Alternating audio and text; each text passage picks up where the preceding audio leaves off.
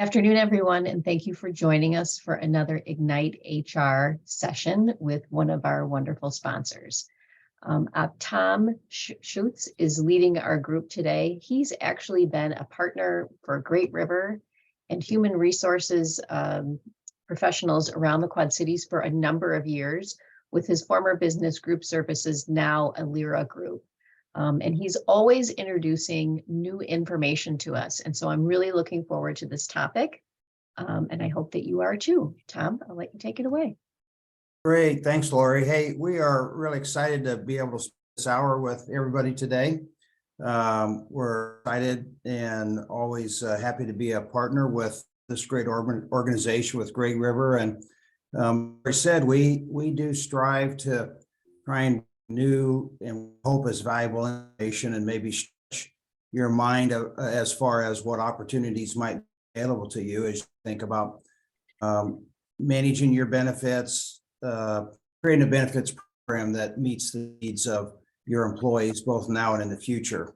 So we're excited with today's program. I do have a couple of people I want to introduce before we get to our speaker, Paul Clark. I want to introduce Ben May, who's joined us. Ben is your benefit consultant with our Alera team. You'll see Ben's face in the Quad Cities as well. We're doing some together, and you get a chance to meet Ben in person at the Ignite HR conference on April 19th, which we're happy to be a sponsor of that as well. So great to have you join us, Ben. Thank you so much. And with that, I want to use as much time as possible to introduce you to the captive concept, which you may already be aware of. But I want to introduce my good friend and colleague, Paul Clark, who I've known for a number of years. Paul's been active in benefits consulting for many years, but he's really been focused on the captive marketplace for the last 10 plus years, maybe up to 15 years. The reason I really wanted Paul as our presenter for this hour together is my experience with Paul is he clearly understands the technical aspects of captive. He's got a really unique way to simplify the concept and to help you understand the pros and the cons, but to also really give you some insight into the captive and how they're put together, funded, relates to what you might be used to on a fully insured. We tend to think they're very different, but the reality is not nearly as different as we think they are. So I'd like to introduce you to friend Paul Clark from Clark and Levy Benefits. Paul, I'm going to turn it over to you. Well, thank you very much, Tom, and Lori, Mary, appreciate you allowing us to present and take some time with your group today. And I'd be remiss if I didn't also mention it from my office is Deirdre Shaw, who she is my wizard. She runs everything electronic because I would mess it up. So as Tom said, we'll try to be very light. You know, we often joke about this and refer to this as the Captive 101 session. There can be some very complex elements to it, you know, in the background, but we've really been able to change the dynamics in the marketplace in regards to self-funding in a captive nature. And I think Tom put it best. What we have done with InCap is our trademarked brand name, is we've really created a premium-like self-funded solution. And I'll be glad to talk about some of those issues as we get through the day. We're going to open it up for questions, but we've really tried to focus very differently than a lot of captives out there. And for our HR practitioners that are on the call, hopefully you'll be happy to hear that our main focus was on making HR and the employees' experience much easier, because we know with the plethora of laws that we've now had to deal with on a day-to-day basis, I often joke about it. We completely understand that you're not sitting around with your feet up on the desk anymore. And obviously I'm teasing a little bit here, but there's just been, so many laws and issues that you've had to deal with. The last thing you need is a health benefit structure or strategy that makes your lives more difficult. So what I'll do, with everyone's permission, we'll just walk through the slides. I'll really talk about some of the basic elements, but we've got some of the key elements. And, as we go through it, the typical question that I get often is, why does a captive work? Why is it that if I'm on a premium basis, I should be talking to Tom and Ben about bringing in cap for a solution and taking a look at why it's different? And I want you to think about negotiation power. If I'm going to go out and negotiate, and I'm very famous, everyone yells, Tom's going to yell at me after this, but I'm famous for my yellow highlighter example. If I'm going to purchase 100 yellow highlighters, the unit cost that I'm going to pay for 100 is far greater than if I'm going to purchase 10,000. That is the basic concept of insurance, of a captive structure. It really crystallizes the bigger number I have to negotiate with, it brings down the rate for all. So literally, if you get nothing else out of today's seminar, that is the number one element that really could spark you, hopefully, to say, let's take a look at this. So with that, we'll jump right in. And I've pretty much blown the whole first slide here on the group captive. And, what is it? It's getting together a number of employers to join together, become part of this captive structure to bring down the costs for all. Currently, we have over 140,000 lives in the healthcare captive called NCAP and growing. We've had a tremendous amount of interest in the past 6 months to a year in particular. Again, a little bit of post-COVID, but it's really because I think companies have really gotten fed up with, again, I'll use one of those terms Tom will yell at me later about, we're tired of playing the whack-a-mole game. And I know I'm dating myself by bringing up that example, but, we joke about it. The carrier comes in, they give you a high increase. Tom and Ben beat them up and all right, we'll change this. The bottom line is it really is a game to the carriers. And, what's happened over the years is more and more of the cost structure has been foisted onto your employees. So that means less out of pocket, more expense to them for their prescription drugs or their healthcare, and in many cases, making them less happy at the work environment. So basic 101, when we get larger numbers together, we spread the cost risk out, and I'll show you that. There's a chart coming up in a few slides that really exemplify how it really works. We refer to it as the layer cake, but when we get there, I'll make sure to spend some time on it. So first off, who's really a good candidate for a captive? And basically the candidates are companies that have 50 or more enrolled employees, up to about 2,000 enrolled employees. Once you're above that number, you really could form your own captive. And I'm very famous for saying, for a lot of you on the phone, you're already in a captive. You just don't know it, because what is your local premium healthcare plan? It's a captive, believe it or not. And I'll show you a key difference there. But that really is the entry point. Now, in certain markets, if you're on the cusp, let's say you're 45 people, just talk to Tom and Ben, and we'll be able to make sure that we can get you in. It's the ones we have, the companies that come to us, they say we have 20 enrolled employees. And just because of some of the rules and regs, we can't, go that far down. But the basic rule of thumb is 50 to 2,000 employees.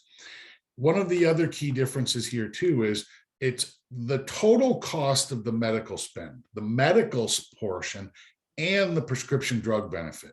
There are captives out there, healthcare captives, that don't include the prescription drug spend.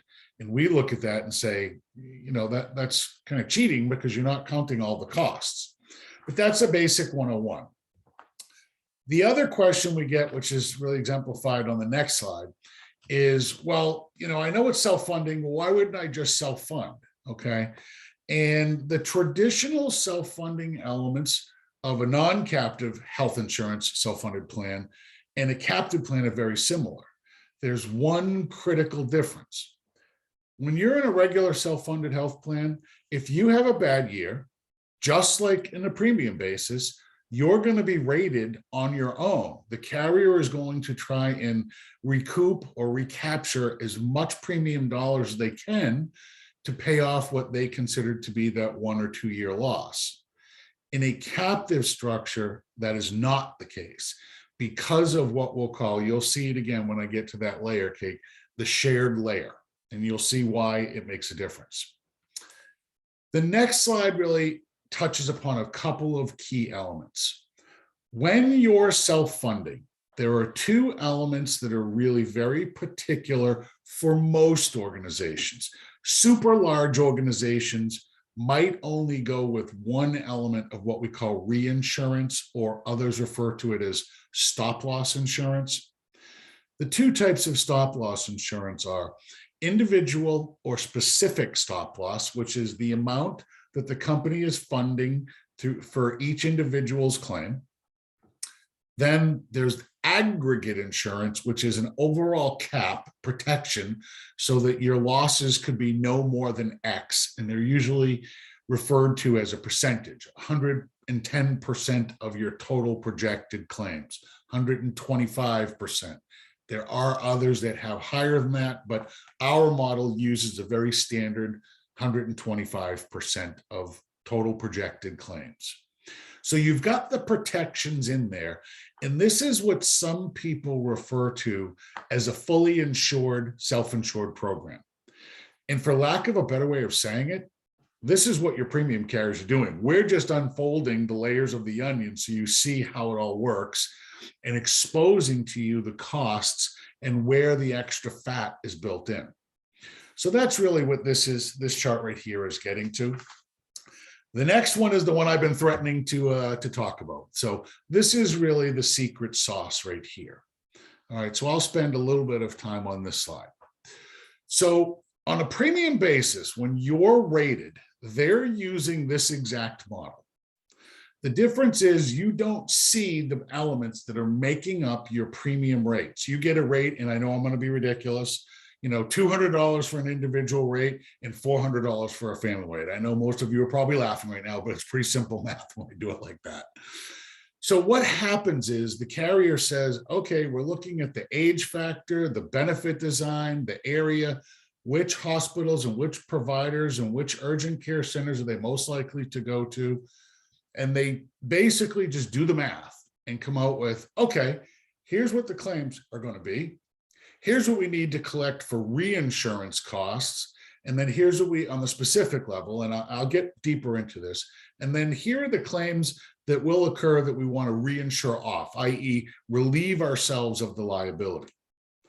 So here's where it gets very interesting. That first piece that you see where it says risk taking, employer's risk. One of the core differences that we really felt very strongly about in the marketplace is there are others out there that put you into or pigeonhole you into specific numbers that we feel are too high. They start you off at 50 or start you off at 75,000. In our captive structure in cap, we have the flexibility to start you at 25 or 35 or 45. And a large chunk of organizations, depending upon the side, do start off at $25,000 and $50,000. Then there's going to be that specific stop loss charge, the reinsurance to cover losses. Now, here's where it gets really interesting, because what happens in the captive structure is this. Every single company that is participating in INCAP, all of the specific stop loss dollars go into this fund. Every single one. All right. That is the fund or the risk sharing layer where when we get claims that are over the specific layer up to $500,000 that are paid out by the captive. Now, last year, $15 million went into this layer. $10 million was paid out in claims, and the remainder of $5 million, and this is where it gets really different, was profit shared back to all of the INCAP employers. Now, the key difference here, and I've mentioned earlier that this is exactly what your current premium carriers are doing. The key difference here is that In a premium world, any of those profits stay with the carrier. In a captive layer, those get returned to you on a pro rata share. So let's just say, for sake of argument, that the captive layer declared a 10% profit share, and your specific stop loss dollars amounted to $200,000. You would get a check for $20,000. So it's really straightforward. And the nice part about our structure is there are captives out there that what they do is they say, okay, you come into the captive, you have to be in the captive for 3 years and be profitable for you to receive a profit share. We do not. We think that's the absolute wrong way to go. In our structure, you come into the captive, you're eligible for profit shares day one, and they come once a year at the end of the year, and you do not need to be profitable. And the reason that we do it like this is very specific. We want companies that are engaged in the process and helping manage the process with us. Now, we're doing 99% of all the work behind the scenes, but we want companies to sit down with us on a quarterly basis, 1 hour meeting each quarter, and Tom can vouch for these, how well these meetings flow. And we're going to be showing you your claims data. We're going to be reviewing elements with you. And the typical example I always use is, use of emergency room versus urgent care centers. Well, we all know in this business that we don't want people running to the ER room for colds, coughs, or flus, especially if you have a tremendous amount of urgent care centers around you. Now, that we know, and depends on where you are in the country, some do, some don't. But the cost is vastly different. So we're going to help educate the employees, help educate you, the employer, on how we can illustrate to them where to go and when to go and why it's important to them.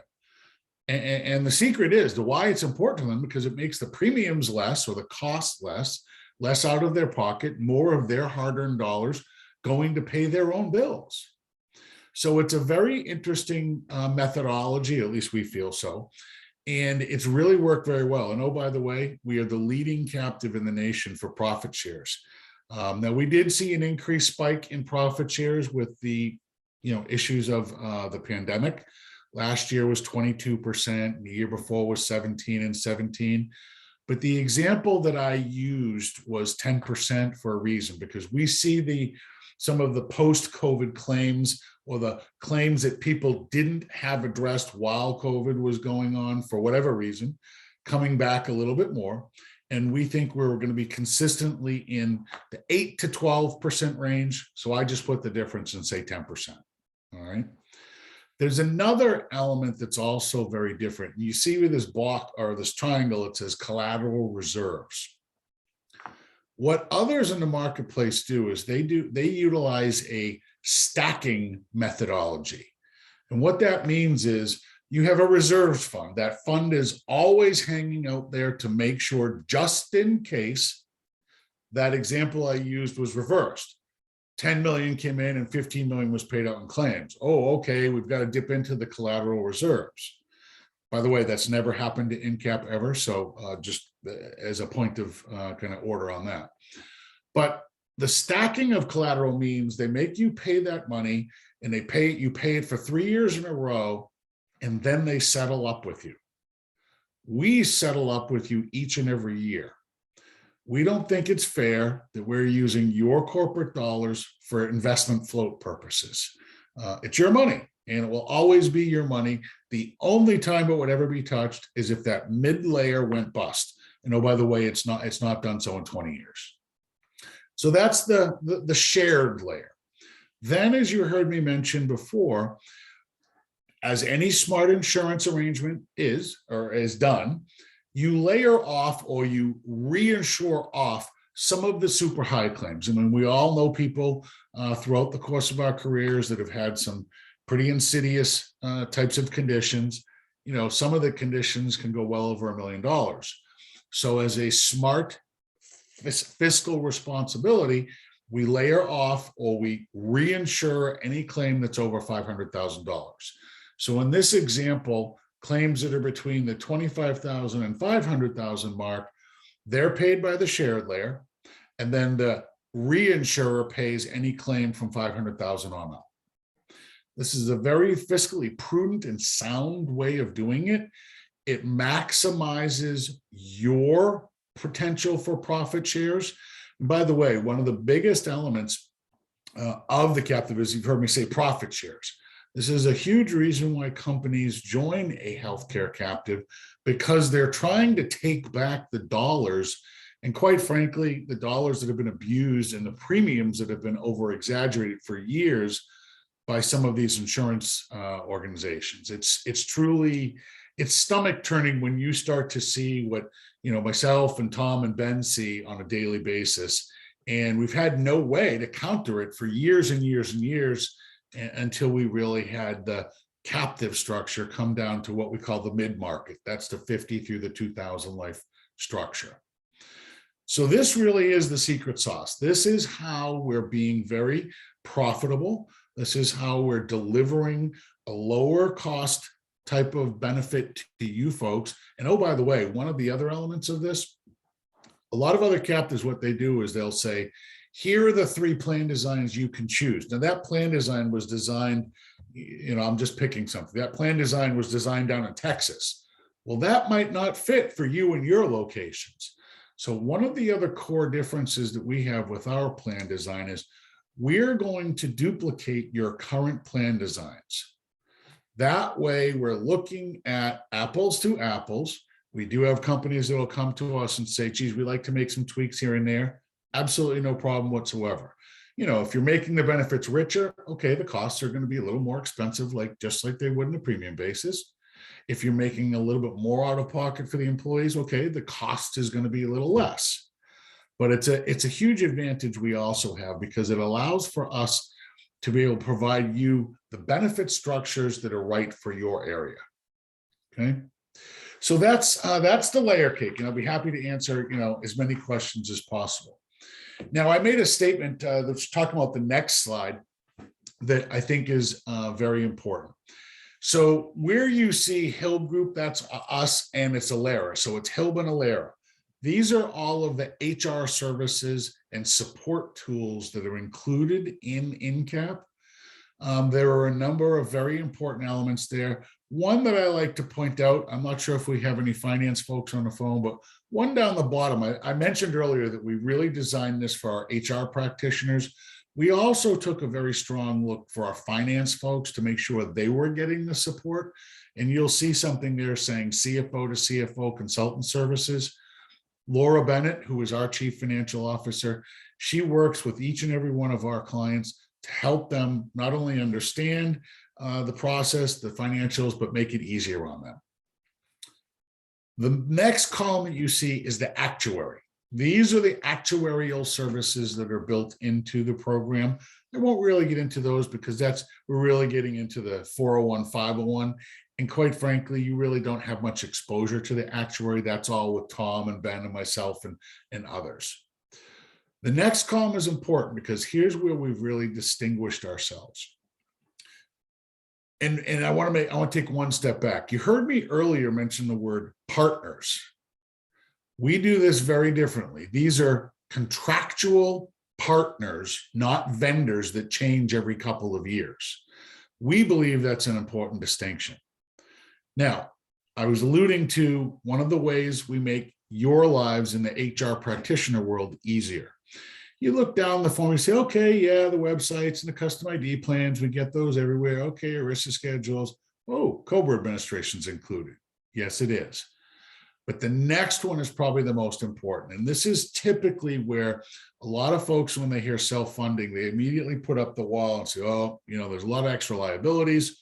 Well, we recognize this, and we are the only captive that we're aware of that makes the third-party administrators include the claims fiduciary responsibility. That is a huge burden off of you, especially our HR practitioners that are on the call. Takes that off of your plate and helps the administration of the plan and reduces that liability tremendously. In addition to that, if you go down to the bottom block, you'll see it says the individual concierge program. What that is exactly what it sounds like. It is the individual concierge program. So each of your members, not just your employees, but each one of their family members gets to talk to a regular type of physician, whether it be a primary, a specialist, pharmacist, a surgical specialist, to help them navigate the conditions that they have. I was just told by my doctor, I have to take this new drug. What are the side effects? I'm a little nervous about doing this. How is this going to affect, the other elements of my life? This program, we have received rave reviews about it. In fact, one of the clients that Tom has on it right now has a tremendous amount of use on this program, and it's really helped them navigate the program because they've got some particular claims. Okay, so that's something that we've got a lot of very positive comments about. The next column is important again, because here's another piece that I'll talk a little bit at length on. For most of you, I think you're probably all aware that, the biggest lobby in the United States is the pharmaceutical lobby. Well, Southern Scripts is a PBM, prescription benefit manager, and one of the biggest reasons that we chose them as a partner is they're what they call a complete pass-through PBM.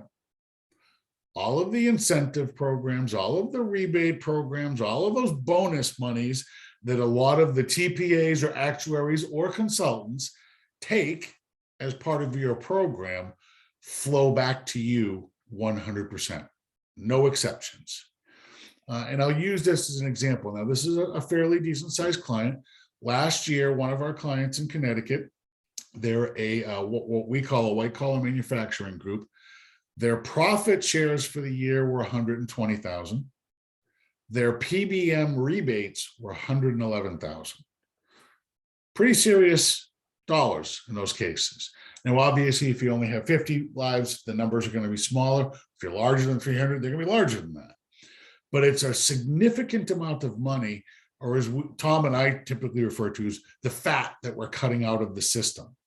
That comment holds true in a number of areas, some which I probably won't get into today, but I'll be more than happy to if the questions come up about them. The other pieces there that are important, international mail order drugs is included in the program. Now, a lot of people have been conditioned, we can't do that. That's illegal. That is not correct. Every single company in the United States can offer the international mail order program. What you can't do is make it mandatory. Now, if company or employees are utilizing the international mail program, their drugs are coming from Canada. They're not coming from a third world organization. And it's approximately 30 to 40% less expensive per drug than the normal cost. That's a win-win because the employees are paying less out of pocket and you, the employer, are paying less in total claims. It's a wonderful program. The other one that catches people's attention is the one that's listed there as the variable copay program. I'm sure you've all seen the commercials where they say, if you're taking this medication, manufacturer's assistance might be available, and they make it sound like you have to be indigent or some type of scenario where you can't afford bills and that you might, get assistance from the manufacturer. It is absolutely the farthest thing from the truth. There is a list of approximately 275 drugs. And in our program, what happens is, as soon as Southern Scripts sees that one of your employees is taking that drug, they automatically apply for the coupon. They call them coupons, automatically for you and your employee. All right. That is a huge cost savings too. All right. So that's a program that we get a lot of feedback on because people are just amazed. I won't, as an example, so with the variable copay program, when the cost reduction and applying the coupon, there's one of the most popular breast cancer drugs in the marketplace called Ibrance. The cost without the variable copay program is approximately $23,000 a month. The cost with the variable copay program is $13,000 a month. That's a pretty big difference, folks. So it's a couple of programs like that we have embedded, that have been embedded since day one in the program, that have really helped us turn the tide on the cost structures of programs. The next page you'll see is just a couple of the other services. And typically what we'll talk about is depending upon your organization's needs, we have HR Knowledge, which is one of our HR, they're a national HR consulting firm. They have options included in the program. There's no additional cost. Some of our clients say, geez, we don't really need those. Some do. Again, depends on, typically it's the clients that have one person in the department would like a little more help. The people who have 20 people in the department don't need as much, but it is included in there. The other two are the Engage process or solution is a system where it's a group, it's called Harlow, and basically it helps people find services. Now, we're not talking surgeries, we're talking like MRIs, CAT scans, lower level services.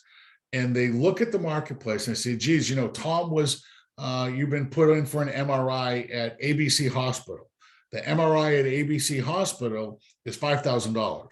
But right down the road, one of the examples we use is a company called Shields MRI. They're very popular in New England. They're same cost for same service. And as much as that initial MRI will tell you, oh, they're different, they're not. $500. Well, that's a pretty big difference.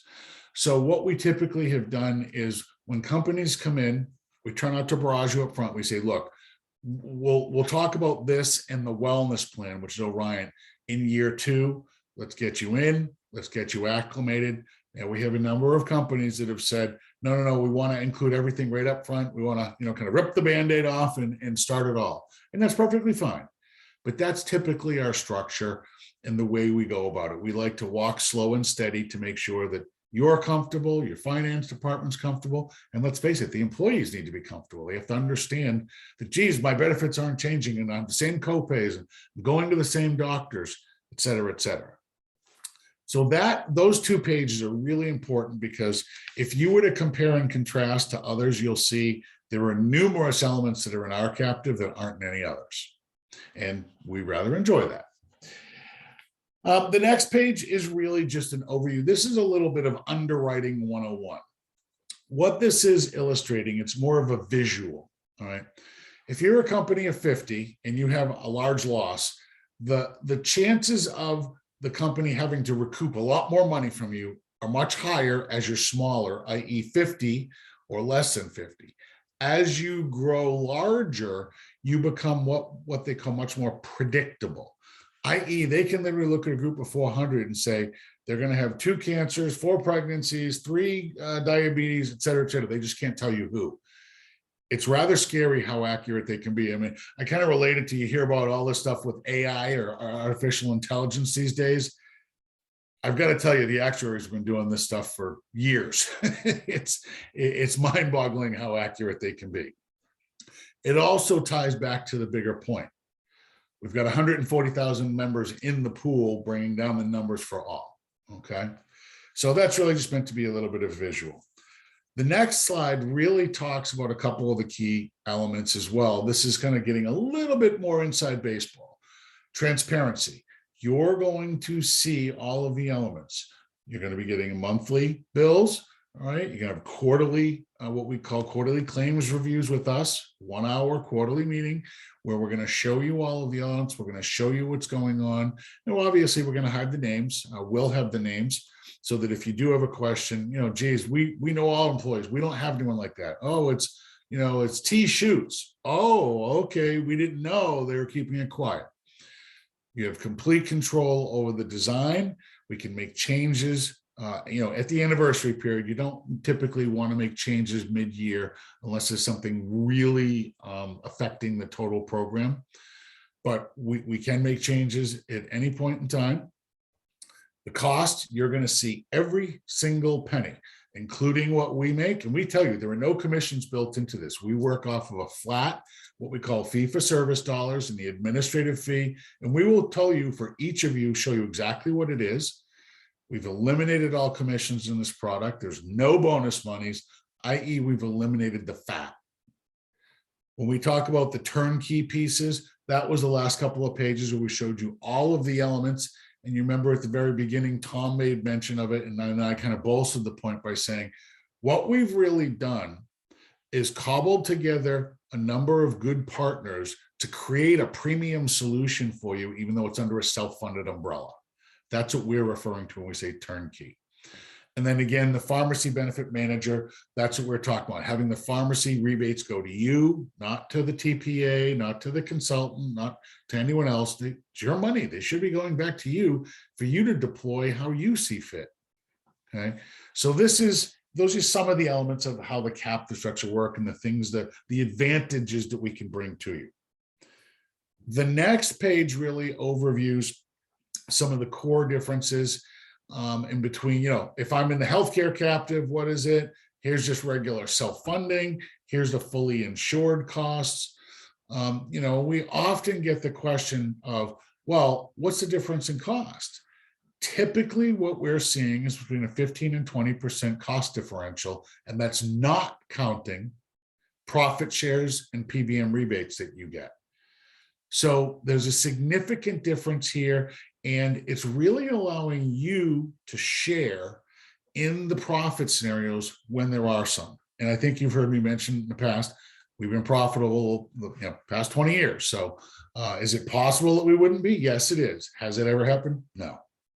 But those are just some of the kind of self-funding 101s we like people to see. And then we get into what we tried to provide. We always like to kind of back up what we say.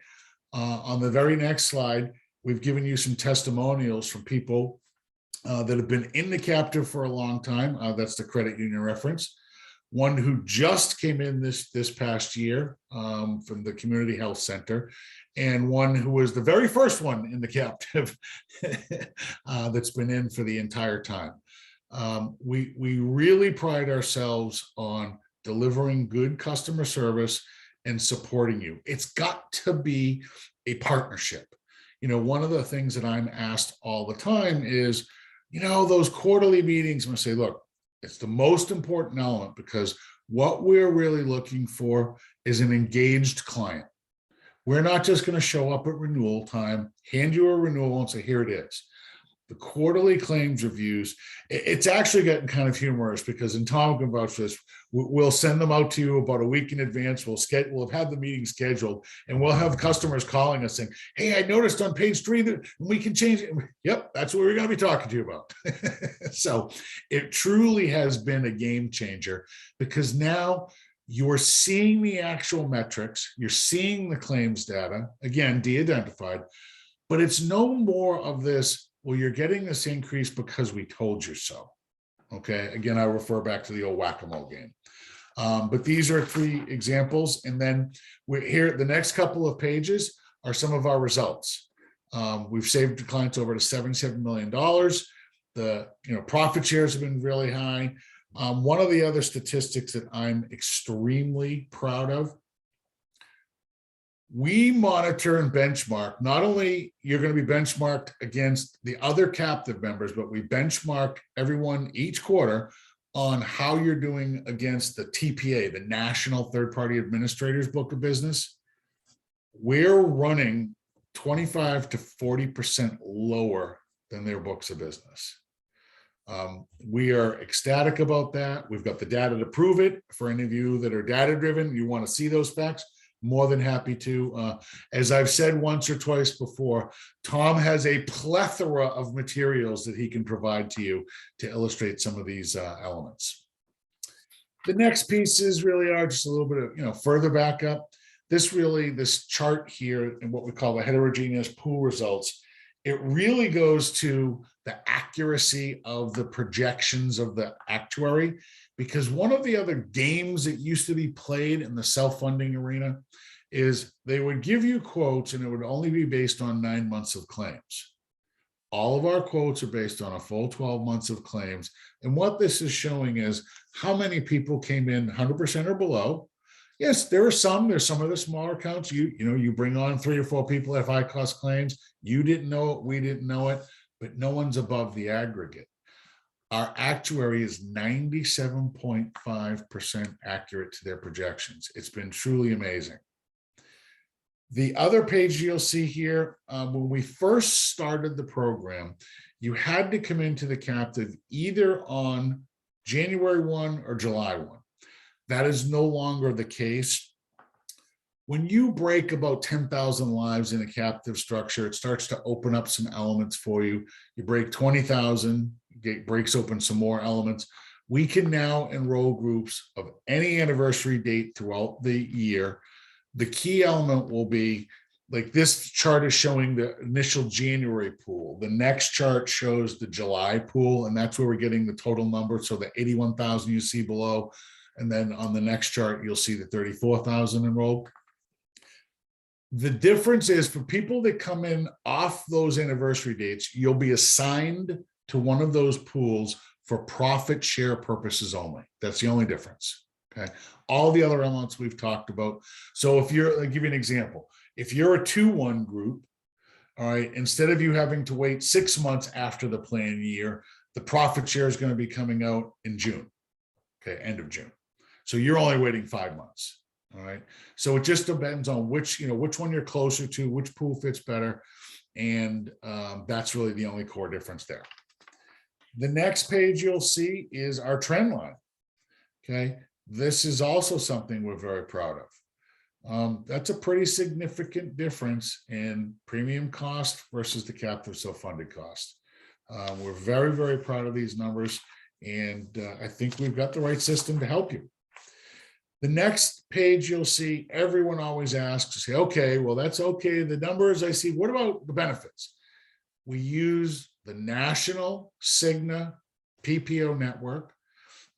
There are certain parts of the area or certain parts of the country that have different networks. We have access to all the different network arenas. Like in some of your areas, HealthLink is a big player. Okay, if you go down south, they don't know who HealthLink is, and it's got to be Cigna or it's got to be United. We have access to the major carriers networks. We rent them just like everyone else who's in the self-funded arena does. And we list out some of the partners here, but the benefit structure, and we will run a full, what we call a PCP analysis. Tom and Ben can get your actual physicians, primary and specialists, and we can run that over and tell you how many of the people are in the same network. It's usually a very, very high match, usually above 97%, sometimes it's even higher than that. But that gives you an idea of some of the partners that are involved here. And then the last couple of pages you'll see here is, so a lot of the times what's happened is the premium carriers have kind of scared the marketplace. Oh, it's going to be so much more work for you to get a captive quote. No, it's not. It's the exact same material you use to get your renewals. The only difference being is that we've got to get, if you have claims experience, which we know a number of you don't, typically it's companies from 50 to 100 don't. We ask for the past 2 years premium rates. If you have claims experience, we ask for the past 2 to 3 years claims experience, because that helps us project accurately to your monthly run rates. All right, that's it. That's the only difference. The carriers have become really good at scaring people to stay on a premium basis. And I would go back, not that we will on the slides, but I'd go back to that middle layer. Well, the reason they're doing that is because they're losing their profit. Okay. Our job is to make sure the money is deployed back to you so that you can deploy it for your company's purpose. The last page you'll see, if you have any questions, if you've liked what we talked about today, please give Tom and Ben a call, and we're more than happy to help you. The process is pretty straightforward. And at this point, Tom, I think we should open up for questions if anyone has any. Yeah. Hey, Paul, as we're doing that, Deirdre, could you go back a few slides that shows that difference in trend? You can go backwards.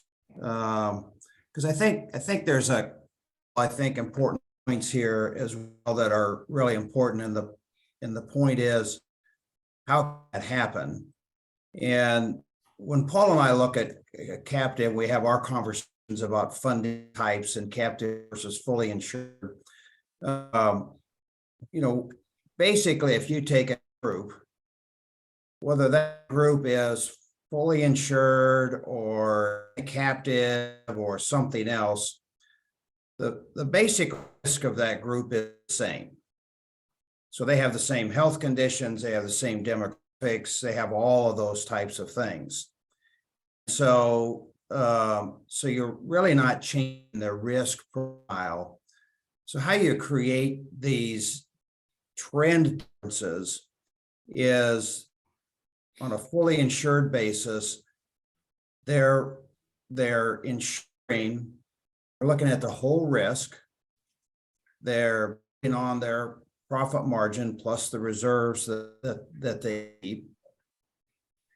And that stays your cost no matter what happens with claims experience. You may or may not realize some of that risk they have, but then it just keeps stacking on top of each other each year. And even when you have good claims years, you never get any of that back. Versus in the captive, what they're rating you for is they're trying to rate your stop loss risk, and so the fixed costs along with administration fees, and then they're looking at your claims. But on the claim side, you only pay out what you actually have in claims. So if they perhaps saw some risks that didn't come to fruition and you pay less, then you keep that money. You don't pay it to the insurance company like you would in a fully insured plan. So that's part of it. The other thing that happens is you go from one year to the next year at renewal. And so let's say the year prior, they bumped you up 12%, 15%, and they said, you got a big ongoing claim. And so that claim leaves your group before the next renewal. Instead of giving you an 8% that next year, maybe they give you a 2%. But really your risk look has changed significantly. And you should be really getting credit. You should be getting a reduction. And so when you're in the captive arrangement and there isn't a profit margin that the captive is trying to drive or overhead that they have to cover, then you get credit for that in your stop loss premium. You get credit for that in your projections. But even if your rates stay a little bit higher, don't forget you only pay what you have. And then because you know what's happening with particular claims and what's going on with trends, you can address those and actually have a positive impact on your members' health. And you can have a positive impact on the cost for the entire group. So to me, I think the key is you have to have a captive that's got enough lives to be stable. So that you can actually have that conversation of comparing that captive to the fully insured market. And then you're going to be looking at more information. Some people like that, some people don't. But it's really the only model, it's the only way for you to share risk with a large group of people and be able to take advantage not only of the shared risk of that large group, but be credited for what good is happening on your group.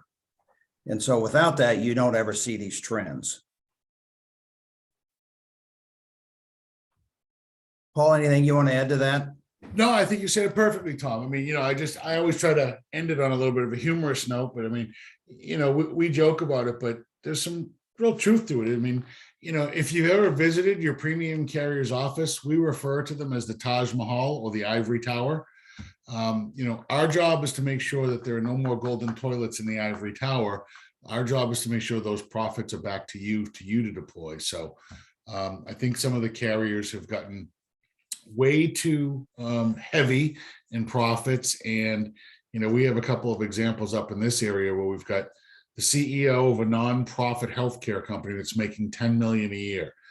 Somehow that just doesn't seem nonprofit to me. So, but I think it'd be a good time to open up for questions. I want to be really conscious. I know the group has limited time and want to take advantage of it. Do we have any questions at all?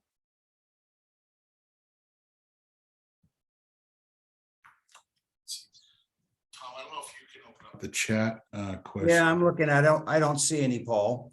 Okay. But what I'll offer is, you've got our contact information. You can also go to our website as well, quadcities.aleragroup.com. And if you have questions, we're happy to answer them if you'd like to know more information about the captive concept and ask questions without obligation. We're happy to answer those as well. Really our whole goal here today was to let everybody that attended know there are options out there that you should probably be aware of.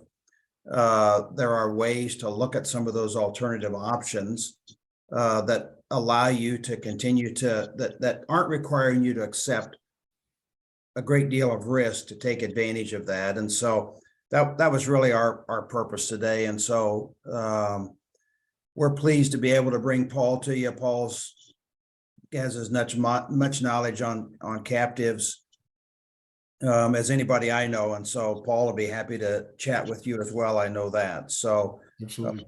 yeah, Paul, we thank you. And hey, Mary, before I turn it back over to you, I want to just mention a couple of things. Again, hopefully you'll stop by and say hi to Ben and I at the conference on the 19th of April. Right. Rumor has it we might have a really great raffle that you might want to participate in. You know, not that we're below bribing you to come say hi. I can't imagine why you wouldn't want to anyway. But I also want to invite you. We do a monthly seminars usually on planning issues, and we've got one coming up on the 20th of April on reining in runaway pharmacy spending. And so it'll be a really good conversation led by our Alera Pharmacy Solutions team that I think you'll find interesting as we all continue to watch costs go up. And we've also, we do our own Alera benchmark survey. If you'd like to participate in that, we'd love to have you participate in that. And we also have there's a lot going on a regulatory basis right now. And so our compliance team has put out a lot of really succinct legal alerts. And we've got some stuff out on the new Illinois paid time off that's going to go into effect next year. There's some issues on the RX reporting and some of that as well. So happy to share any of that with you if you think you would find it helpful. So thanks. We appreciate, hope you all found this helpful today. Thanks for staying with us. And Mary, I'll turn it back to you. Yeah, thanks everybody for attending. Really appreciate it. And like I did record this, so if you would like a recording of it, I think that you could probably contact Allie, who sent you the email to participate in this, and then you could get that recording, because I would think this might be one of those subjects that people might have to look at again. It's a little bit of Greek to me, but anyhow, thank you all for attending. Really appreciate it, and appreciate all you guys for participating very much. And have a great day. Thank you all. Have a wonderful afternoon. Thank you.